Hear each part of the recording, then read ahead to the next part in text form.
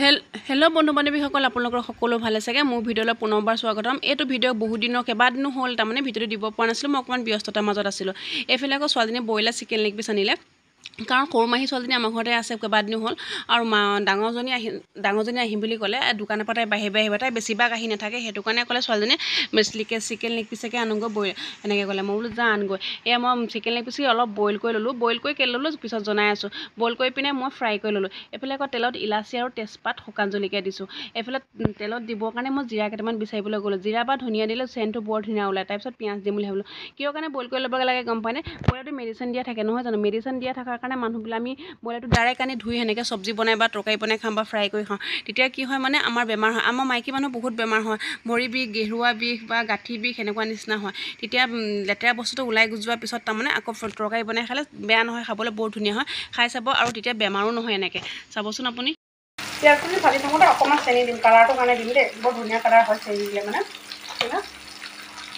যিহেতু chicken leg piece 5টা আনিছিলে, মই বোলো মই তৰকাৰী বনাই নাখাওঁ, মই চিকেন লেগ পিচ তন্দুৰী বনাই খাম এটা।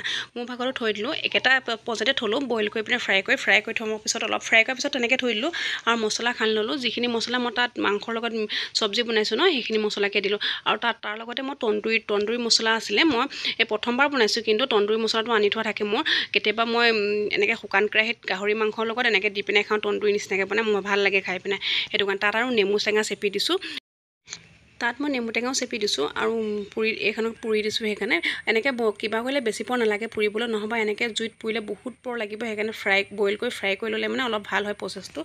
এয়া তন্দুৰীটো হৈ গ'ল, এতিয়া দেখিছোঁ, দেখিলে হৈ গ'ল, ধুনীয়া হৈছে দেখিবলৈ। আৰু এইবাৰ প্ৰথমবাৰ বনাইছোঁ যদিও ভাল লাগিছে দেখিবলৈ, আৰু খাব চাগে ধুনীয়া। এইফালে চব্জিও হৈ গ'ল, দেখুৱাই দিছোঁ অকণমান, তাকে চাব। আকৌ মই এইবাৰ চব্জি হৈ গ'ল, এতিয়া মই সিহঁতক ভাত দিম খাবৰ কাৰণে। দেখিব ধুনীয়া লাগিছে ন?